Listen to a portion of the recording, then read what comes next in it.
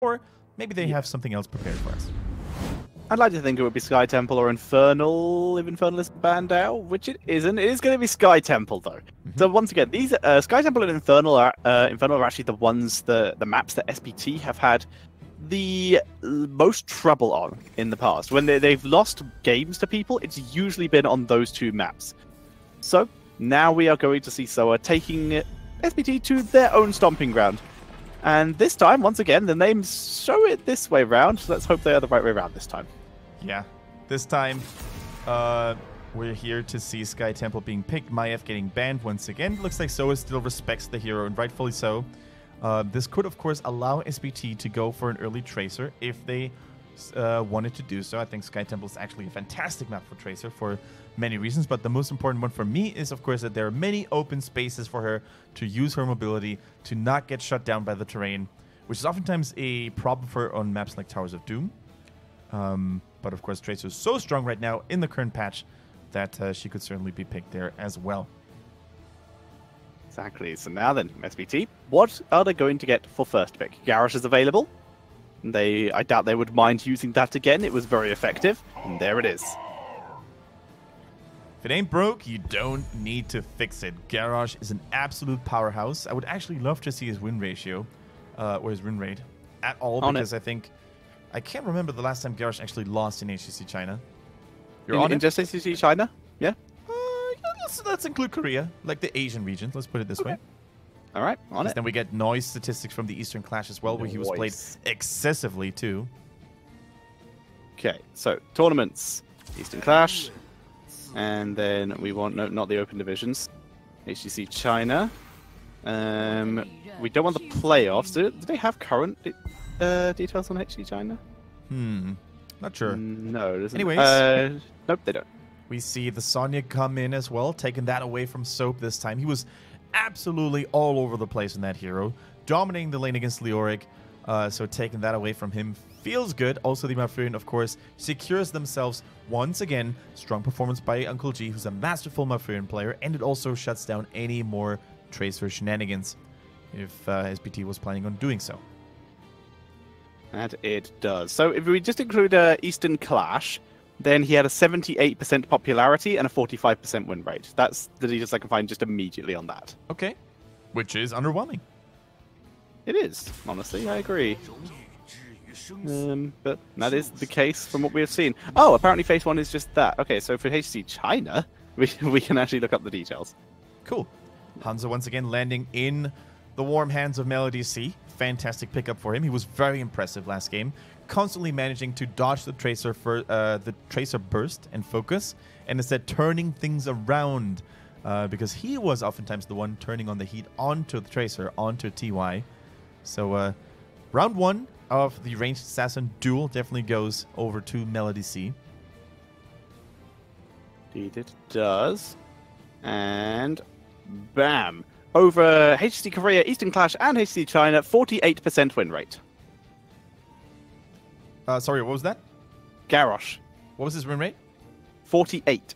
48. That is still not too good. I So definitely thought he had more wins under his belt. But maybe teams was just starting to get used to him and play more efficiently, right? I'm pretty sure if we take phase 2 into account, his win rate will increase quite handsomely. Wow, they actually take the Tracer away themselves. They could have probably baited a ban in there as well, unless SPT wasn't paying respect at all to TY's performance from last game. Interesting. Kind of weird, actually, that they do ban that out. I can see your point that, yeah, it would very likely SPT would have banned it out. So why are they scared of it? Unless they just really don't want to pick it and they just don't want to risk SPT not banning it and taking it for themselves. Rayman taken out of the equation. So Grayman hasn't really been that impactful. He's not really that dominant assassin that he was a couple of weeks ago. But I think it is a smart ban in this case, because if you think back to what Sorry on the side of SoA has been playing for the most part, it was Grayman. We have yet to see him perform super well on a different ranged assassin than Grayman. So taking that away would maybe cause him to sweat a little bit here. But taking the Jaina away from TY, one of his go-to heroes, is definitely not too shabby of a choice either. Indeed it is not, as Jaina is removed. But that leaves Greymane, it leaves Junkrat. They do have a lot of options here. It's curious that they have potentially lowered them themselves.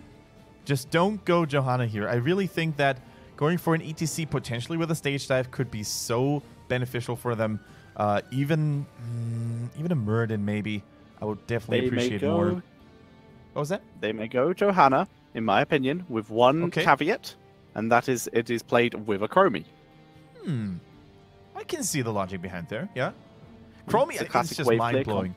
Like, Chromie and China, it seems to be a hate-hate relationship. Chromie doesn't like China, and they don't like her back in return because she is never included in any draft. When last season, she was pretty popular, but not this time. Yeah, last season in early 2017, we saw her much more, but 2018, it doesn't seem to be that case. When regions like Europe, they play her almost all the time. Korea likes to fall back on her every now and then.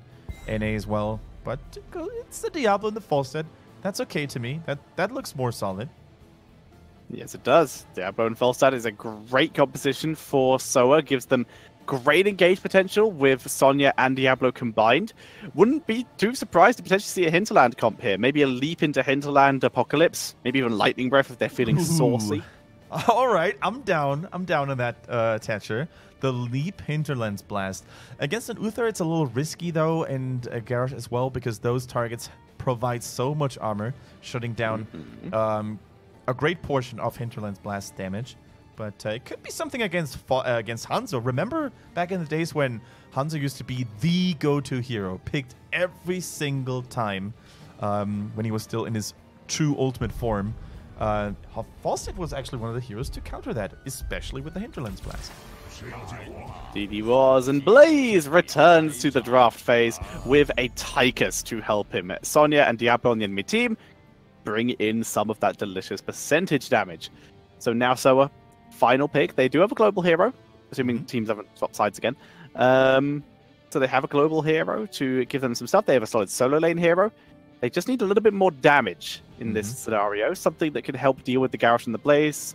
Maybe melee damage, Malthael, for example. We would give them double melee, but would also allow them to rotate a lot more efficiently. Even a Junkrat, to be honest. Junkrat against the bunker. You knock people to the side. You prevent them from entering. You knock them back to your own team lane. You deny the Garrosh engages with your concussion mine. Even the Riptire against Uther is pretty awesome. Just need to be aware of the bunker timing. But I think that could be a good choice. Wouldn't even hate Cassia here. If you like, the majority of the damage on the other team is blinds, so wouldn't be. It's not the best, but it wouldn't be the worst. And it's going to be Greymane. That is just safe. It was Greymane or Junkrat were the most likely safe choices. I personally would have preferred Junkrat, as you said, but Greymane is going to be good if the objective is burst, which with their tanks, it is going to be leaning that way. I mean, it's Sorry after all, right? Sorry plays the Greymane very well and very often, I think it's safe to say. And up to this point, we can't fault them for using the Doggo so many times because SoA up to this point was undefeated. Now let's see if they can clutch it out, maybe get that draw that would help them to stay on top quite a bit. Because both CE and SPT would catch up tremendously if they were to get the 2-0 respectively. Who are you leaning towards to this time? We were really digging the draft of SPT last time. What about the Falstad this time around? The Falstad isn't. I don't know. If it's a burst comp, you mentioned it very well. There's bunker, there's armor, there's lots of stuff. There's even Tychus is the perfect pick to deal with the burst comp in terms of being an assassin. Only person who is at vulnerability is Hanzo, and there's a lot of protection for him. Yeah. I've got to, and if it's just a more standard comp, then I just don't think SoA's comp is as good as SPT's. So, no matter what scenario, unless SoA can execute a burst comp to incredible efficiency or seriously abuse that global, I've got to lean towards SPT. All right, Tetcher's leaning towards SPT, and so am I. I think the return of Blaze is something that China is not really doing often enough. I think the hero is still absolutely fantastic. Taken some experiences from the Eastern Clash where he was played so regularly. Molly here for SPT on that Tychus. Melody once again a Hanzo. Misaka on the Garrosh. So plays Blaze and ZZH on Uther. And on the right-hand side, looking to recover some points, it's going to be SoA with Faye on Sonya, Uncle G on Malfurion, TY on Falstad, Klong on Diablo, and Sorry is playing that Grey main. If SoA win this, they will be in tied first place with CE, with SPT in a solid second place. If SPT win, then they will just be straight up tied with SoA in second place. Mm-hmm. Interesting scenario here in HGC China right now. Interesting to see three teams do quite well, with the one potentially gaining so much momentum here after their pretty decisive 2-0 today. So what turned out to be a, battle of the top three in the past couple of phases and seasons is now definitely going to be a top four scenario, with SoA looking good, except for Faye, who gets caught unaware and will have to bite the dust, unfortunately. Yes, he goes down. Yep, nice gank, nice and simple, no issues there at all.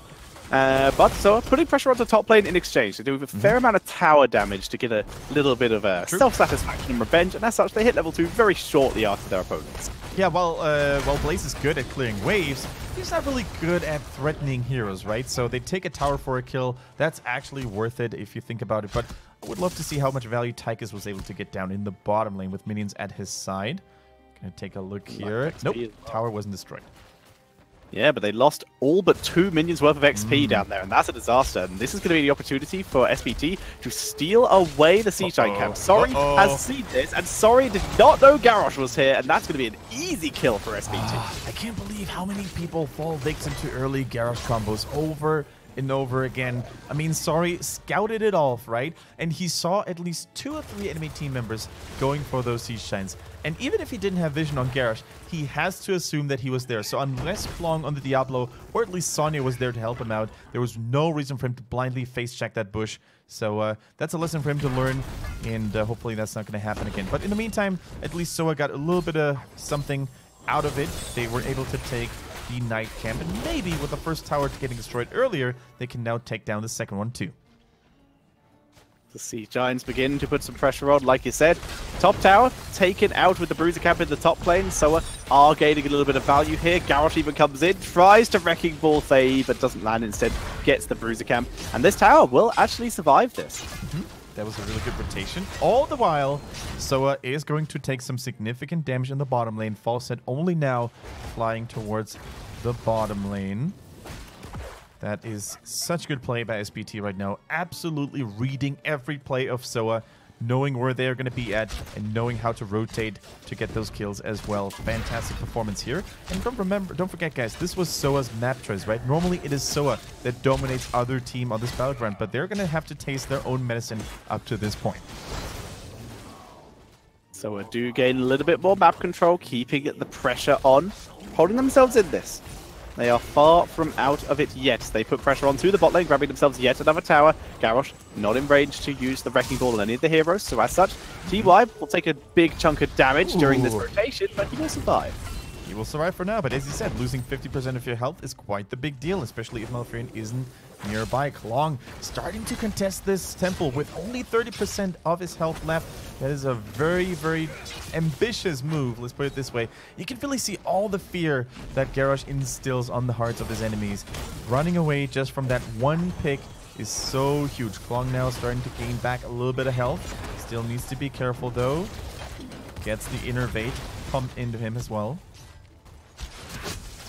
TY pokes in once again. He's holding his lane. TY having to be the one to double lane here. It's a little bit risky, especially without Boomerang yet, but Boomerang is very close, so he will be able to rotate to bot lane, and his wave clear potential will have increased by a pretty significant amount. There it is. Yeah, Falstad double soaking is also highly inefficient because he doesn't have the movement speed to quickly rotate from lane to lane, and there's only so many times he can use flight, right? So they're losing so much in the bottom lane, but if you look at the global experience counter, then you will notice that SoA have actually done an admirable job of coming back into this.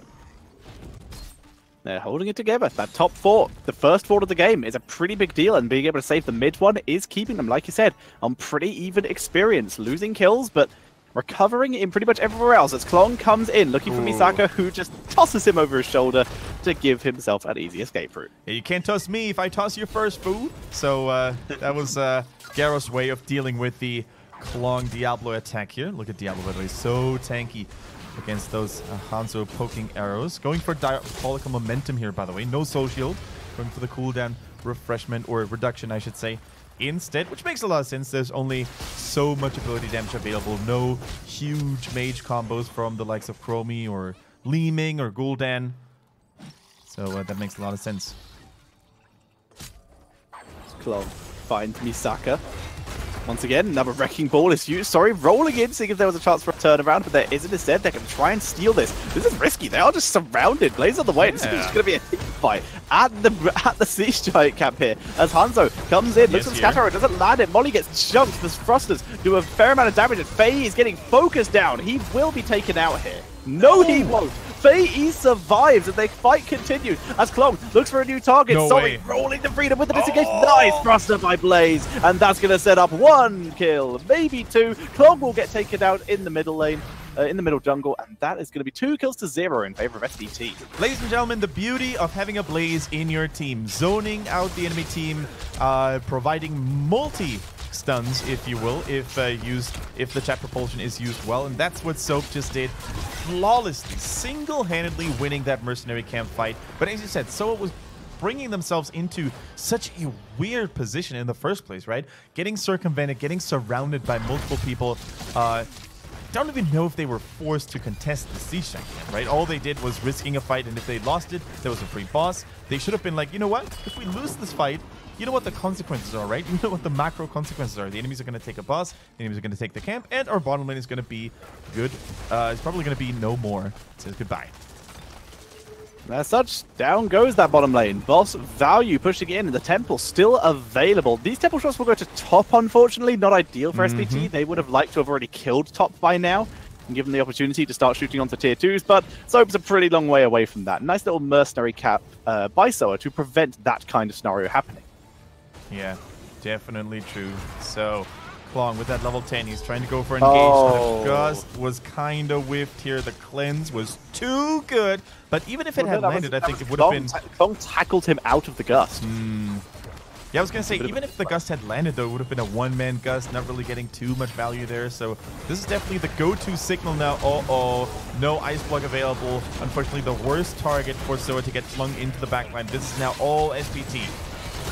Yeah, no Twilight Dream available because the stun lock was too good, and SoA in full retreat. Gust not available for any kind of disengage here as Tykes is thrown forward to get those slowing missiles onto TY, and that will pick up yet another kill. And it all goes back to that one reckless engage near the Siege Giant camps. If they hadn't done that, they wouldn't have had to defend the boss. Then they could have actually approached the bottom temple way quicker. Now let's take another look at that. Beautiful bush engage by Misaka, hiding himself for a little while there and then flinging over the Malfurion, who was too deep, too close to the enemy warriors. Once again, Soap with a nice slowing. That's just the power of Blaze. It's so good. The constant CC and the bunker to protect everyone. Just a pleasure to see. And once again, really makes me wonder why SPT is the only team that picks him up. Like, we haven't seen a single Blaze up to this point. Very true. It seems to be a situational pick for China, but in this case, it was super useful. I mean, top lane did suffer potentially for the Blaze due to him having to solo alone, but with Incinerator Gauntless now, once he hits level 7, very effective. Very effective. R stuns against Sonya when she's trying to spin to win. Now, Uncle G, once again, so caught out of position. And Mighty Gust, indeed, quite literally saving his brother, saving Uncle G. Well done. For the first time, I would like to say, from TY. Up to this point, his false start unfortunately wasn't able to land the big money gusts. Now TY once again making the most out of his hero, rotating, swapping with Greymane, beginning to work on those minions. So, SoA though, their response to this isn't cower in our base hiding. It's, we're going to steal your stuff. And they're going for where it all started to go wrong. They're going back to that place. It is the Siege Giant camp. Garrosh leading the charge, trying to get something done, but without the rest of his team, especially without Blaze, even with a level advantage, they need to be very careful. We see them moving in, putting pressure onto the bot lane. So we're just trying to gain XP anywhere, racing themselves to level 13. But 13 is already available for SPT and has been for a while as Klong getting zoned out here. Sonya is focusing onto Tigers, giving her his team a little bit of safety here. Gust is used, actually separates them out, and the bunker killed off. SoA able to pull back after getting the fort. They seem to be moving into more of a guerrilla hit-and-run strategy. You know what? That was a good fight. Only using the Wrath of the Berserker, only using the Gust here to low cooldown heroic ability. Wow, Misaka really wants the Sonya dead. Oh, misses the toss though. The minion was taunted and tossed for real. Ah, close. MVP minion. MVP minion. Just absolutely keeping SoA in this game right now. Melody C sees exactly what's happening, even lands the Sonic Arrow directly onto Faye. Now it's a question of how badly do they want to interrupt this? They are not that bad, just want to hover around, see if anyone wants to take a sneaky risk. They just wanted to make sure that they really were doing the mercenary camp. Just had to confirm. I mean, my only thought is they expected Sonya to maybe Mystical Spear over the wall, and if she did, she would get ruined. As Diablo gets flipped, but he's tanking through it, tackles Misaka into the wall. Misaka is so tanky though. Blade getting kicked out that bunker, but the health bars of SoA already low. Dragon Arrow is good. Gust to disengage. Time to heal. Give SoA a little bit of chance to breathe, but Klong still so low. Faye even lower because she's on 0. And you can really see getting targeted. How afraid Uncle G was to make any moves. No Twilight Dream. That was actually way too late for him to still make a difference. Greymane charges in like a rabid beast, but he's taken out very handsomely as well. Uncle G is one of the few remaining survivors. Klong instantly respawned because of 100 soul stones. That could maybe become huge here because SPT is posturing up for the boss. 3 heroes available. Garrosh actually holding the middle temple. It's a 4 versus 3 Tetcher. They tackle into Tigers. They can kill him off. It will make it a 3v3, but Molly able to get back with that dash talent. TY dropping low from the flames on that bunker. Is the boss going to be abandoned? No, it isn't. Misaka moving in to zone them out. Sonya is here. They can't get to the point. Yes, they can. Diablo attacking off the point, but he's dropped super low. TY, 2 seconds until Gust, but the boss is already taken as Sonya is forced back out by Garrosh. They're in full retreat now. Gust will have to be used to disengage if they want to live here, because Soap can do this. He can get the tackle, but they're not going to chase any further. Ah, that was so unlucky. A matter of 2 seconds, quite literally here. Here comes the Gust, saving Sonya for now. Sonya getting attacked still. Keeps... actually, guys, what? Oh, they're not attacking CCH because they're afraid of the Uther heals in Ghost form. Instead, they're focusing on the Tigers. So well done. 1 kill, maybe 2, maybe 3. Oh, the stun with their own wolf bow as they move in, still trying to get Misaka. He's so fast and so tanky. Bunker is down. You must run from the flames, Doggo. And they have to retreat to deal with that boss. They got a counter kill. I don't think they needed to lose Sonya there. She actually, the Gust was down. They've disengaged, and Sonya turned around because she didn't know the Gust was coming and thought she could actually was going to die and could just get some damage on the way out. Defend the keep. They took the Siege Giants at least. Okay, the boss is not hitting hard enough. Didn't have his spinach just yet to take down the keep in the bottom lane. So all things considered, Tetcher, that was okay. That was okay. Enough for SoA to stay in the game. Yeah, Diablo just stole the remainder of the mid shots as well. They're actually just getting stuff. They're just doing things on the map right now. It's only even up 16, but they are just all over the map, Kendrick, just grabbing anything they can. The short period of time they have, the SPT seems to calm down. All they need is 16. The double combo for Diablo is huge, but they don't have the time. They take down Misaka almost. Dragon Arrow misses. That's such a big deal. They're going to get Misaka here. He shields himself to probably Divine Shield. Never mind. Such a clutch move as TY still surviving. Down goes Malfurion this time. Twilight Dream was used here as Sorry is in full retreat. Faye is down. TY probably going to get taken out as well. The slow is good. It's killed with a Flying Blaze. And that's going to be 3 more kills to SPT. Thatcher, if only Klong had been 16, he could have applied the double combo, and maybe that would have been the kill against Garrosh. That could have been the stabilization that they wanted. But as it is, Garrosh with a shield, with a Divine Shield, 2 tanky, 5 me. Like, that was incredible. That was such a good hold for SPT and so close for SoA yet again. Now, they didn't wait for 16. They couldn't wait for 16. I think their thought process behind it was, if we wait here, they're going to get our bottom keep, and it's only going to start to get worse here. But look at that. I think the thought process was, if we kill Garrosh, he is our 16. But they didn't. He lived. The bunker from Blaze saving the day, and then the Divine Shield from Uther. By that point, that fight is all over. Yeah. That was so close. It looked like a very one-sided team fight, but in reality, I think it was so close. Look at the stun from Uther interrupting the second Shadow Charge. The Gust coming too late. Bunker MVP once more. Oh. Sorry, getting out. Faye, not so lucky. Never mind. I keep saying that as Faye is able to escape once again. Faye, the immovable object here. Now, it looks dire for SoA. It looks great for SPT. Their team fighting, especially the Blaze action, has been phenomenal. Now, there's one last chance for SoA, and that is getting a sneaky kill with a double Diablo combo. With Trendy being here, though, it's not going to get any easier for them. A 4-3 level lead. That's going to be a tough one. That's going to be a toughie. Look at that. Uther actually waiting. Uther is left waiting for the level 20. He's trying to maybe bait something onto him. Maybe he's going for the lower cooldown on Divine Shield. It has been picked before. Or maybe he's going to pick the Redemption in the last second. Sonya moving into the backline, trying to do some damage. Twilight Dream doesn't really hit anyone because Bunker denial again. Faye escapes. Incredible. This time, SoA all survive except for Klong and no souls available. TY arrives a little bit late to the fight, and this will be another keep, the final remaining keep of SoA going down. It goes down. It's a naked core. Catapults are pouring in from every direction. Here comes the stun onto Faye, onto Uncle G once again. Doesn't get killed though. Doesn't get killed. The Gus is still available. Never mind, it isn't anymore. Sonya trying to hold it off. It's Sonya against the world, trying to take as much as possible. Uther is not the target you want to go for.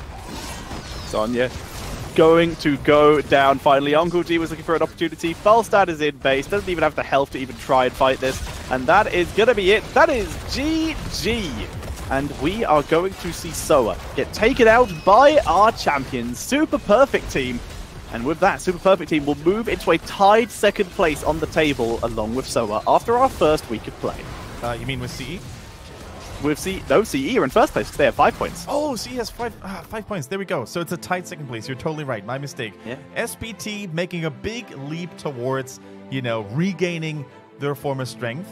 And SoA, unfortunately, dropping down in the overall rankings. They fought well. They fought valiantly. But in the end, it was not enough. Can we just say, ladies and gentlemen, that Blaze has to become the MVP here? I think So played out of his mind here, dropping bunker after bunker, saving so many people, having multiple multi-stuns as well with the Jab Propulsion. I think he just made all the difference, quite frankly. SPT felt like they were back. That was solid.